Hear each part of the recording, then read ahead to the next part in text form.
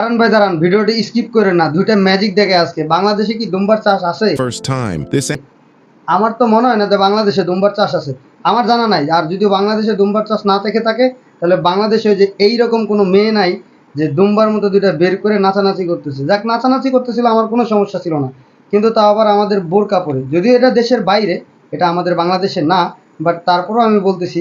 আর বাংলাদেশের মেয়েরা চলুন কি করতেছে এইটাও দেখে আসি। আবার অনেকে বলবেন যে বাংলাদেশের মেয়ে না, তাহলে ওনাকে নিয়ে কেন কথা বলতেছি। আরে বাংলাদেশের মেয়েরা কি করতেছে বোরকা পরে, ওইটা চলেন একটু দেখে আসি। এই